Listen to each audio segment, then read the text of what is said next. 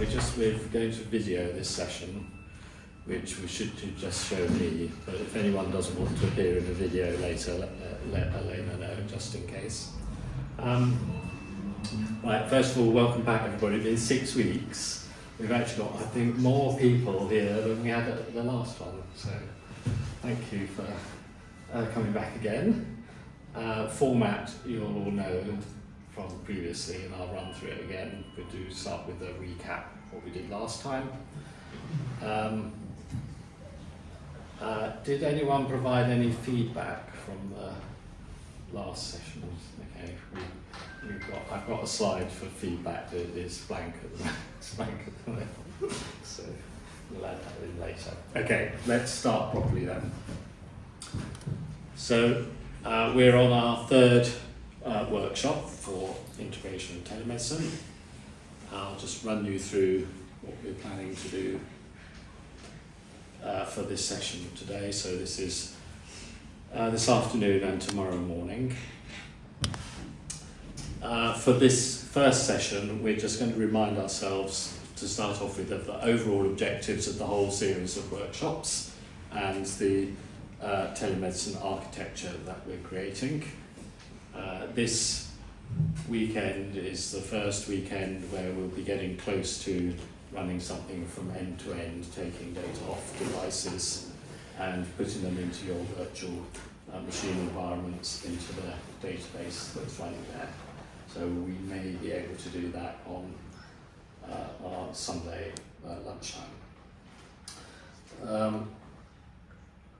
Okay, the resources for the lecture slides, so these lecture slides and resources for the assignments, if you go to the URL which is in that QR code there,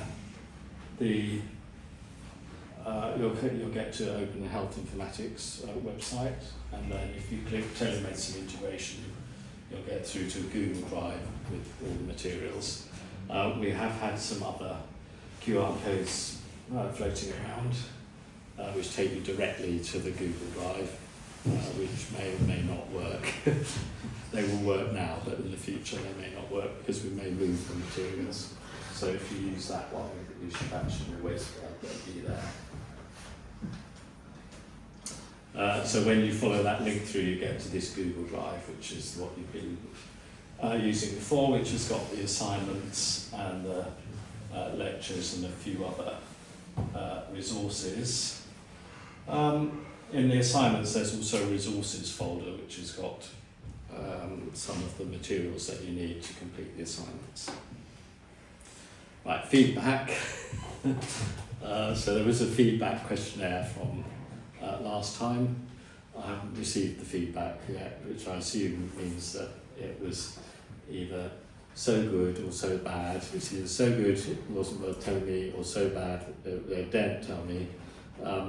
But despite the fact we're not feeding your feedback back to you, please keep, when you're asked, keep giving the feedback to us, because I think, as everyone knows, we're doing everything parallel at the moment. So we're developing telemedicine solution, a real live telemedicine solution, and we're also developing the materials for these workshops as we go along as well. So your feedback is really valuable to help us making materials better, and once we finish the whole series of workshops, then we'll package everything up, including all your feedback for improvements we could make, and then those will be available to run at other colleges and universities. So your feedback is really valuable, even though that slide's blank.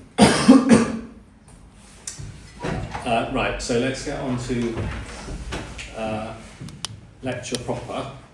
First thing I'm going to do is just summarise the overall objectives, what we're doing, which is the same more or less as we have had previously, and then we're going to recap each of the classes that we had from last time, the 3 classes, and then we're going to finish off by doing the exercise that we ended up doing last time. We'll do that again, today, and I think the most difficult thing about that would be getting yourselves organised back in your groups again and finding your virtual machines. So if we do that, we'll be ready for the rest of the weekend. Just quickly for the agenda, we've all got here on time, thank you very much. We'll finish about 6:30 this evening, might finish a bit earlier than that, possibly.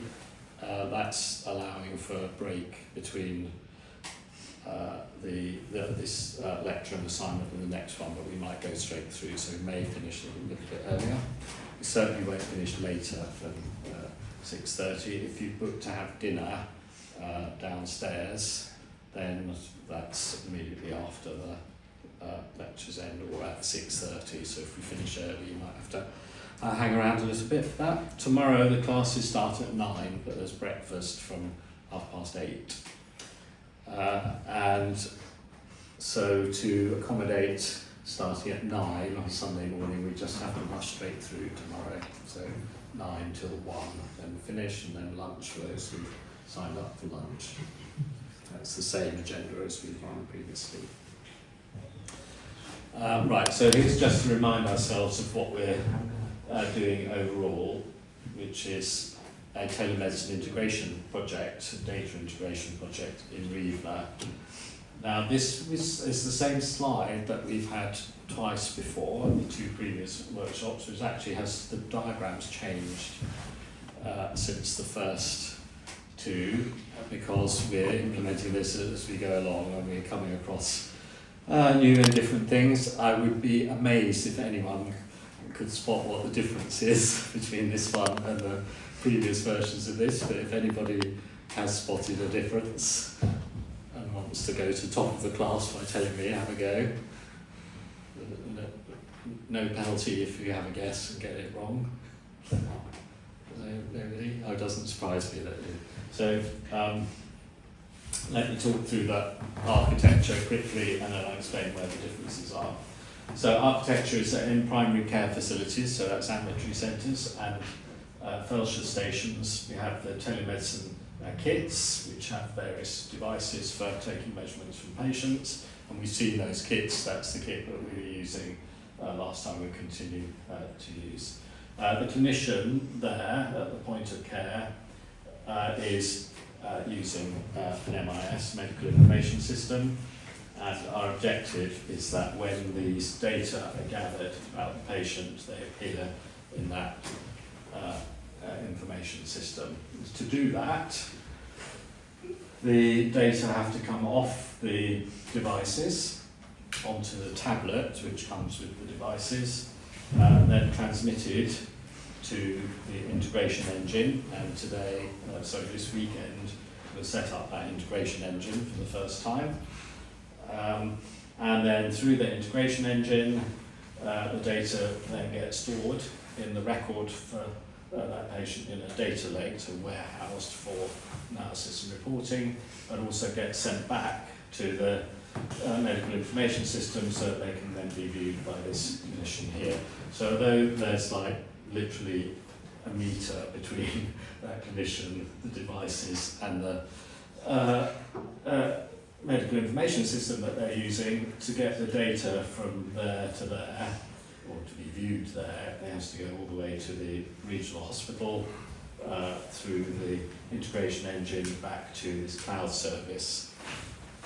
Right, another go at guessing what's different from this diagram to a previous version of it, before I tell you.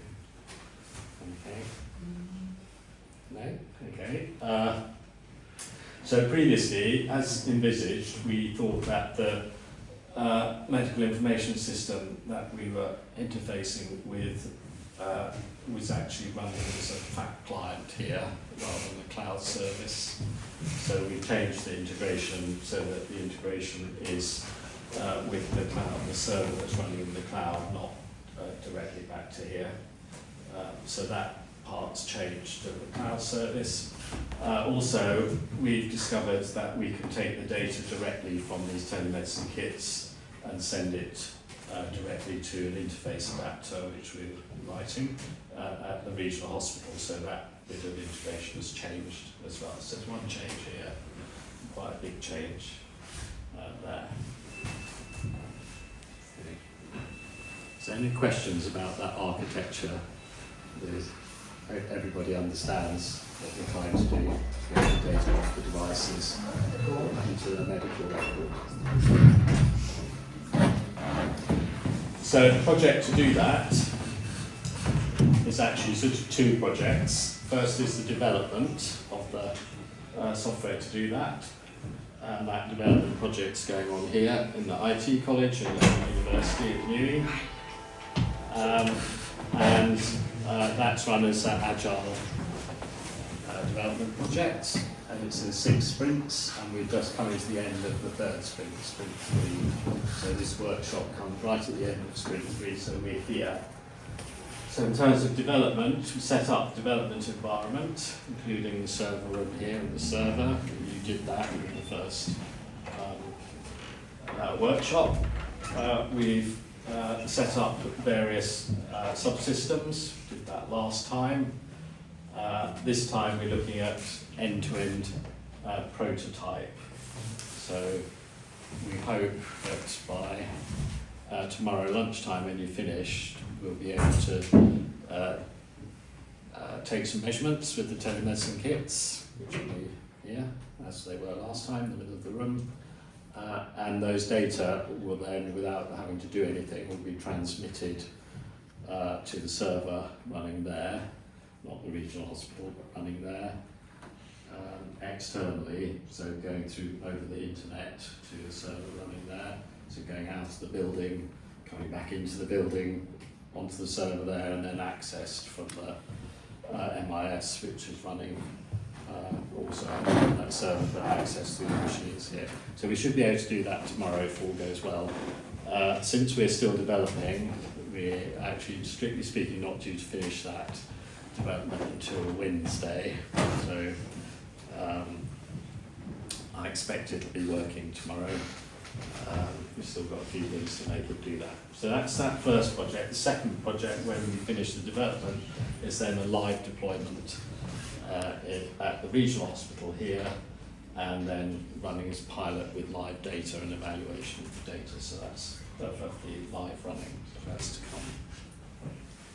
So we are here in terms of teaching. So what we're going to teach you today is setting up the information models. We saw some of those last time, we'll see some more of them this time. The information models which are in the City HR electronic health record, which is what's used for the data lake. So what the standard models of telemedicine data, which we're going to use to store in the archive, and then for analysis and reporting, and for the integration with the devices. We're going to set up the Mirth integration engine today, actually not today, tomorrow.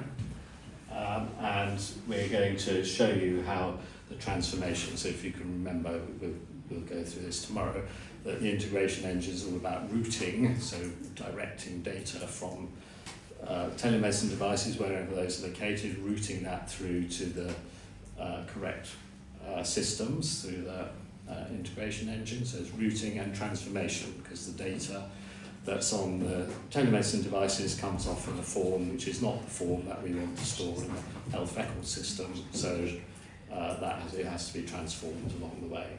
So the final thing we do tomorrow is doing our own transformations using a language called XSLT. So here's a show of hands. Quite a few computer scientists here. I've done before, people who are familiar with XML, but let's have a show of hands. Who's worked with XML as a computer scientist? One. Surely must be more than one. Was it only one who dares put their hand up? Okay, so we'll have fun tomorrow then. XML is relatively easy. XSLT is a transformation language for changing changing XML from one form to another, and getting your head around that is quite tricky, but we'll do that tomorrow. But particularly if you're starting from nothing, that would be an interesting exercise. So that's all to come tomorrow. Let's just go through the recap quickly of what we did last time, starting with the device integration. So this is all about those kits which are taking measurements at the point of care,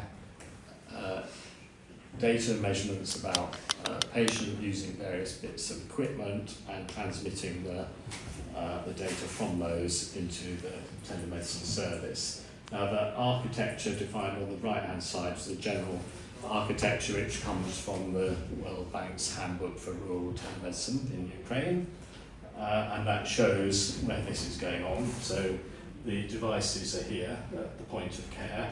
Normally at the point of care there's a clinician or a non-professional carer and the patient, and the devices are taking measurements from the patient. There's not always a carer there, so some of these devices might be wearable devices which are continuously monitoring the patient, and a lot of the data may be out from the patients on their own, but this is designed for the telemedicine consultation to be a clinician-to-clinician telemedicine consultation. So when those data are used in an encounter between the patient and the expert clinician, who is located here at the remote point of care, then there is normally a carer with the patient as well. So it's a professional clinician talking to another professional clinician. That professional at the point of care, if you're in a rural setting, that would be a Feldsher station. If you're in an ambulatory centre, it would be the nurse or potentially the doctor at the ambulatory centre. So data comes off the devices, it's transmitted to the telemedicine service, there's the integration's done, it's put into the repository of the MIS and accessed by the remote care provider and the point of care. So that's more or less the same architecture that I showed you for the telemedicine integration.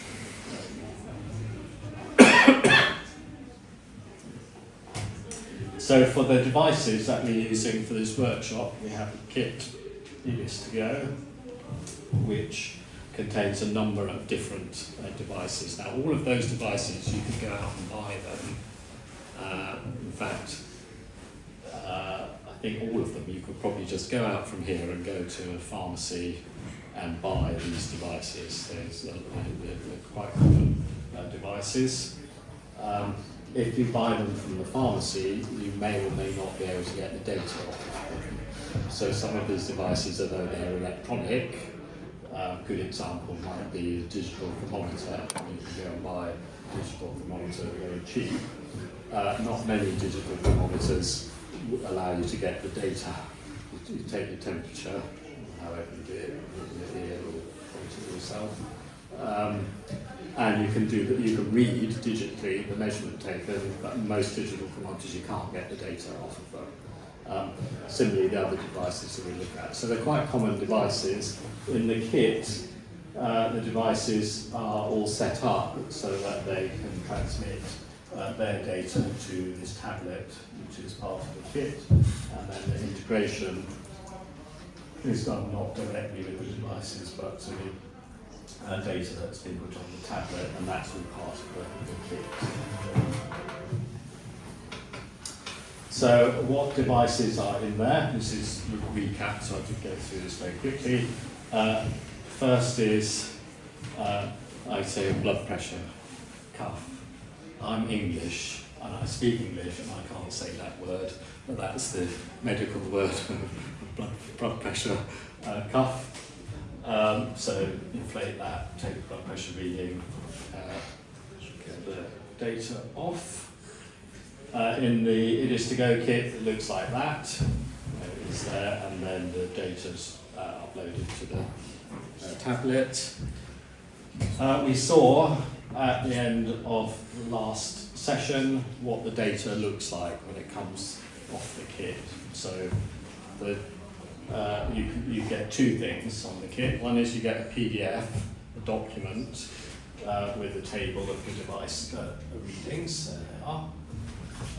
So blood pressure, systolic, diastolic. So this blood pressure for this person is 167/70 millimeters of mercury. Pulse rate 0, so seems to have died, even though there's no blood pressure. And the mean pressure is the average over the time that measurement was taken. So those readings there, as they might be displayed on a piece of paper, come off the device, or at least off the device and onto the tablet in this form, which is XML. So it's got the values in there. And we saw that last time, and what you did last time is you went to the tablet, put those data onto a USB stick and transferred the data manually to systems on your virtual machine. So very quickly, other devices, the spirometer, volume of air inspired and expired by the lungs. That's the spirometer that's in the id2go kits, and that's how the data looks when it comes off. So quite a few measurements, and there's the XML from it. Pulse oximeter, it's the thing that goes on the finger, measures actually generally two things. So oxygen saturation, it should be somewhere between 95% and 100%. So fit, young, healthy people, your oxygen saturation should be around 100%, should be pretty near 100%. And it'll also measure your heart rate as well. That's it. That's the pulse oximeter that's in the id2go kit. That's what it looks like when you see it on the tablet. This is what the data looks like in XML. So it's just the pulse and the oxygen saturation, which for this person was 98% and pulse 82. These values seem to be pretty high. I'm doing a bit nervous about having measurements taken. Final one, I think, this is digital thermometer. So the digital thermometer there, which is the shop bought digital thermometer. I think that this one here, you can't, although it's a digital thermometer, you can't get the data off of it automatically, it's sort of locked in there.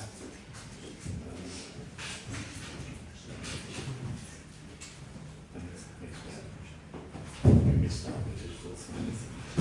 Okay, I've confused myself. That is the digital thermometer we need this to go kit, I think.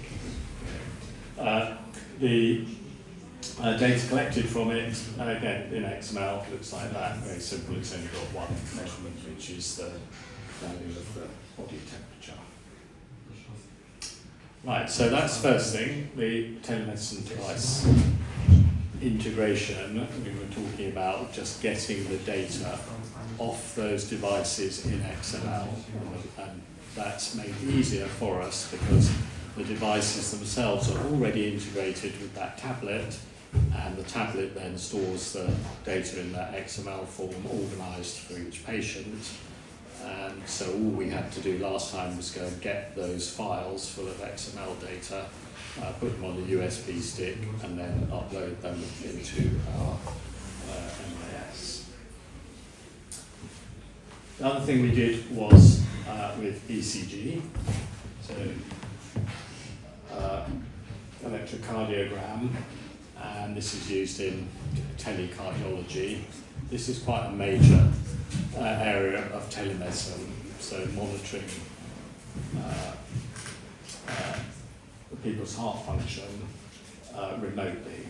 So if you're measuring ECG, then actually you can do this yourself. You can get fairly cheap devices which will measure your ECG and give you an alert if they spot an unusual heart rhythm. They're not integrated with anything. They normally will come with an app, and they'll tell you to go and see your doctor if they spot something that's up with you. For telecardiology, then synchronously monitoring the ECG, connecting to cardiologists who use their monitoring advice. So there's a number of scenarios for doing this. Here we've got a couple. Let's assume this person here, has got a chronic heart condition, cardiovascular disease. That person can monitor continuously their ECG. So it can take a sort of a spot ECG or have it continuously monitored. If it's being continuously monitored, then you've got the prospect of raising an alert. So if I was continuously monitoring my own ECG, it might then raise an alert in my app and say, something's up, go and see your doctor. If it tells me there's something urgently wrong with my heart rhythm, there's nothing much that I can do about it. But if it tells my cardiologist in the hospital that something urgently has gone wrong, then there is something that they can do about it. So with the continuous monitoring, there's a possibility to raise alert to a remote cardiologist. If that happens, then the cardiologist may well say, right, you've got to come into hospital to see me. And then second scenario is there's an emergency situation. You take into hospital in an ambulance. During the trip from, let's say, your home or wherever you've had your incident, while you're in the ambulance, continuous monitoring your ECG, so the cardiologist can be monitoring while you're on the way to hospital. That's a very usual use of telecardiology. So when by the time you arrive at the hospital, the cardiologist is already, they know what the problem is, they're all ready to get you out of the ambulance and do whatever is necessary.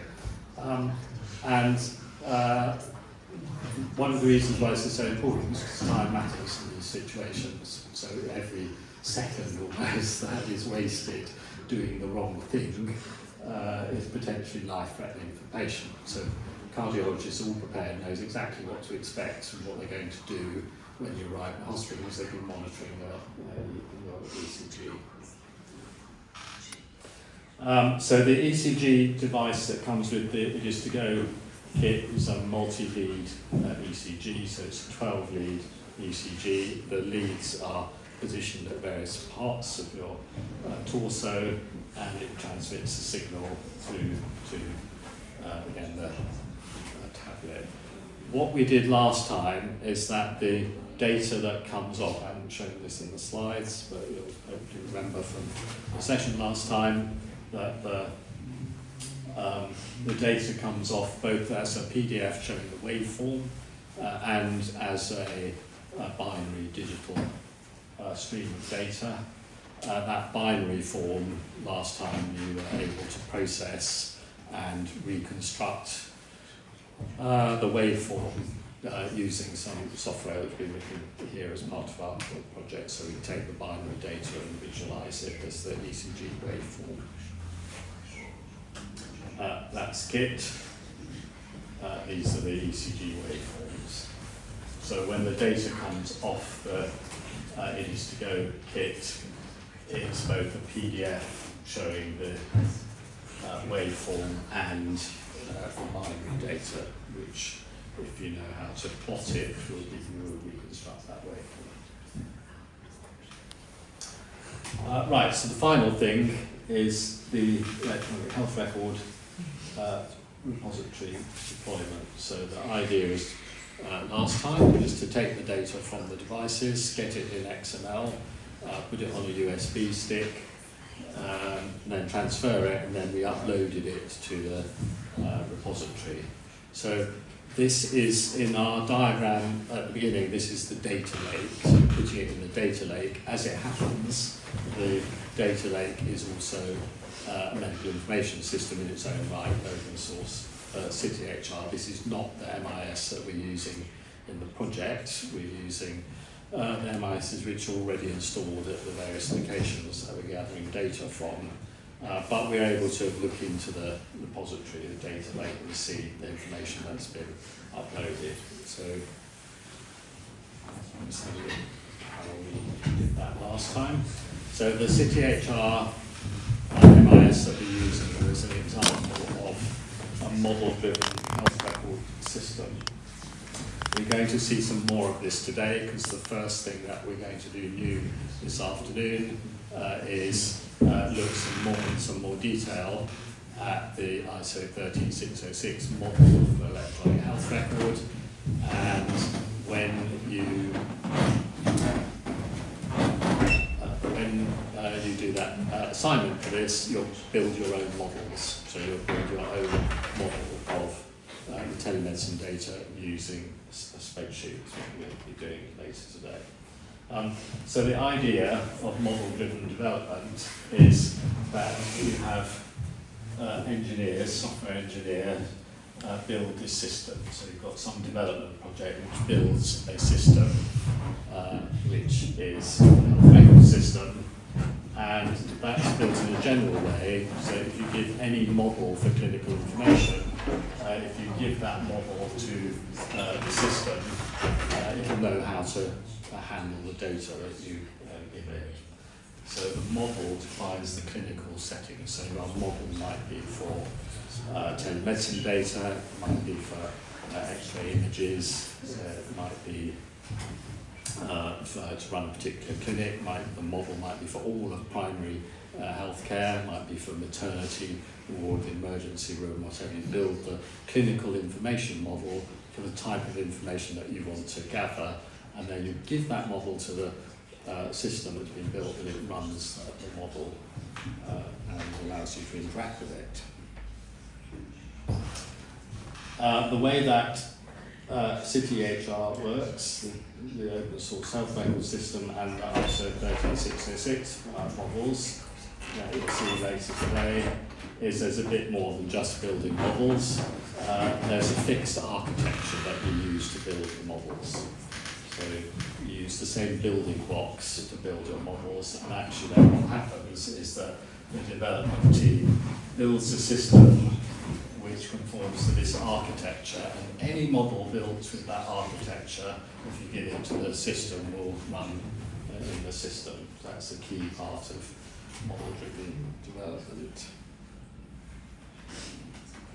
The other advantage of doing this, model-driven development, is that it can then be clinician-led, because you created a system, medical information system, where it will run with any clinical model. Who's going to build the clinical model? Clinicians. So people who understand the clinical information that needs to be gathered and worked with, they build the model, and then that creates a health record system. Quite a lot of the problems with electronic health record systems, MIS systems, is that they've been built by computer scientists or technologists, software engineers, too much. So they're consulting with their users who are clinicians. They ultimately are built by technologists. If you move to a model-driven development, you're effectively having doctors or nurses or physiotherapists or psychologists building their own clinical information systems with the data that they want in them. So they design the information structures, and then they appear in the system.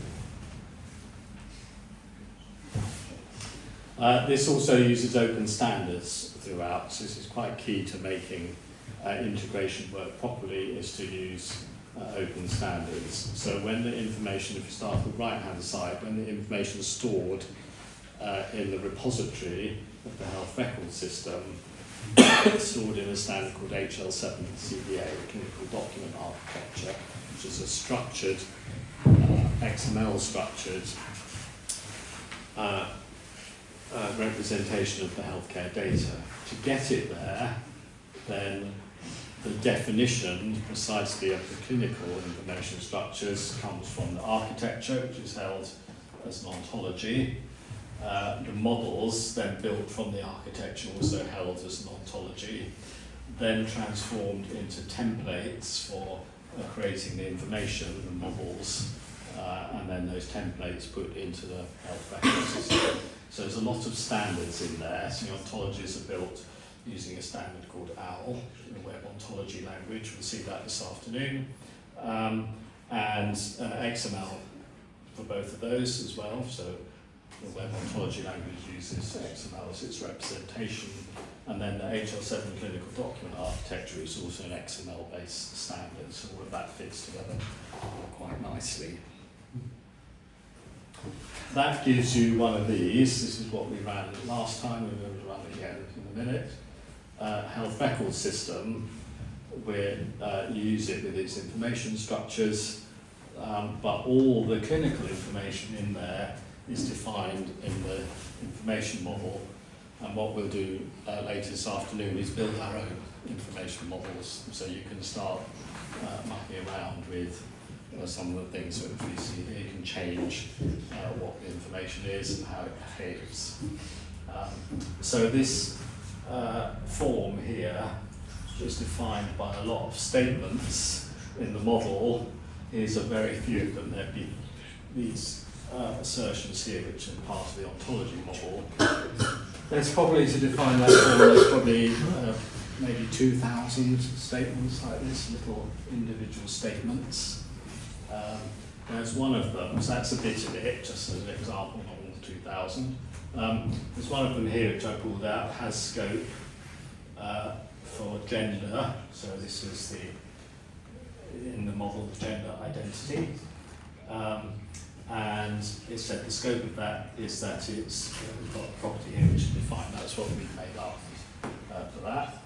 And we're saying that if you have that property, when you display the values to select from for gender, it will appear as a drop down. If you want to change the user interface and have it appear differently, so the only thing that's changed in the user interface is now gender identity here it's no longer a drop down. It's a set of radio boxes to select from. And that change in the user interface is just done by changing one property in the model, so the scope of the gender, which was defined previously, is now full. The reasoning behind that is that you see the full scope of all the values you could possibly pick for this gender identity. So just by changing one parameter in the model, it's changed the behaviour of the user interface of the health record. And there's lots and lots of these properties that can be changed, and when you build a model, you define what the properties, how you want your data to behave. So it's not just the data itself, but how you want it to behave in the system. Right, so the exercise that we did last time, I'm going to very quickly talk you through it, just to remind you what you did last time. Then I'm going to show you this, as we did last time. If you remember, we ran the assignment last time. I was doing it here, and you were copying what I was doing, following what I was doing. We're going to do that again this afternoon. I'm just going to remind you of the whole thing end to end, so you head around it. And the first thing then we'll have to do is make sure you've got your virtual machines back, and that you can remember how to access them. Last time, the first thing we had to do was install the City HR. This time, it should still be there, so you probably don't need to do this bit. If you go back to your virtual machines, it's still there. It was working last time, it should still be working. If it's not, or for some reason have to fire up a new virtual machine, then you will need to do this part, which is just installing the health record system, which is a Java-based system, so it comes in a WAR file which you deploy into the Tomcat application server. So some instructions for deploying that, which are very straightforward, and last time we discovered you didn't actually have to stop and start Tomcat, you could just drop it into the, so you just need to find the place on your server to deploy it and put a WAR file in there. I don't think you need to do that this time around. Once you've done that, your health record system, CTHR, is running on your virtual server, and then you can access it from your web browser running on your local machine. So when you're sitting at these machines, they have a Firefox web browser, you just have to point that at your virtual server, which means that you need to know the IP address of the network here of your virtual machine. So Danilo will come in here to help you find the IP address of your virtual machine, or you can just run a Linux command to get it, but you'll need to fill in. So that address there is when I got it, was running on my local machine. You'll have whatever IP address of your virtual machine there to get you to this page, and then you get the log on screen. First time you run it, you get screens that look like this, and it configures itself. Again, if you back on the same virtual machines, that should already be as it was last time, so this bit is not applicable. And then we mucked around, I think, entering some data into that default application which comes with it. We may or may not do that when we get everything up and running. I'll remind people if you want to play with that. The next thing we did was we deployed a telemedicine application which ships with the City HR, so Rivne telemedicine application, and this was setting it up, and then we created the new application. Again, if you're using the same machine as last time, this should already be there, so you don't need to do this. Then you can log on to it, and when you log on to it, you get a drop down which gives you a selection between the default City HR application and your Rivne telemedicine integration application. You can register a patient through the registration screen, which is that button. And I'm not sure if you remember, but if you fill in this number here, which is a national identifier, and click Find Demographics, it will fill in automatically everything for you from the web service, and then you get to register the patient. And once you've done that, you can then go to the record of that patient and selecting the forms. There's just two forms, one for updating the patient demographics and one for entering telemedicine data. So you can select that form, you can enter by hand the values for data of the type which is coming from those devices, so from the digital monitor, all sorts of blood pressure cuff. So spirometer, blood pressure cuff, etc. So it's entering by hand. And then the last thing you did was to take the data which has come off the devices, go to the administration page, import record set, select the file that you've got on your USB stick, and then press to import it, which is about on the right hand side there. And that took the data from the USB stick and imported it into the record. That only works if the patient ID on your on the data that's on your USB stick has to match the patient that you registered.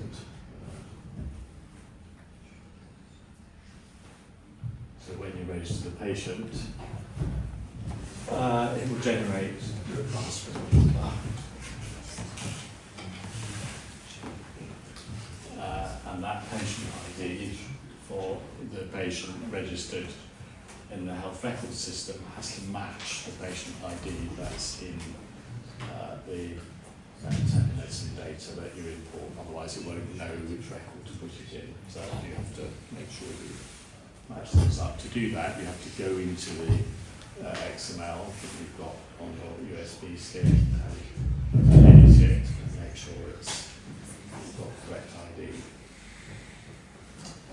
And then once you've successfully imported, you can just view it. So this was viewing the data that came off the stick. So you've already done this successfully 6 weeks ago.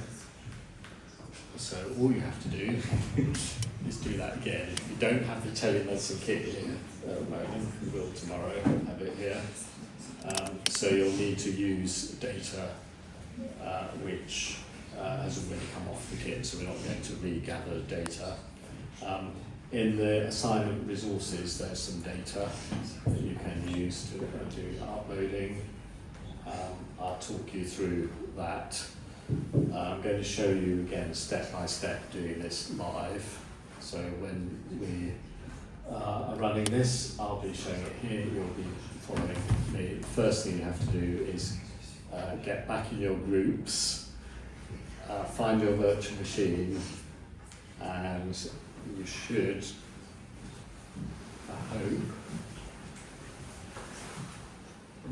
be able to get to this stage without me showing you stuff. So get Firefox on the local machine.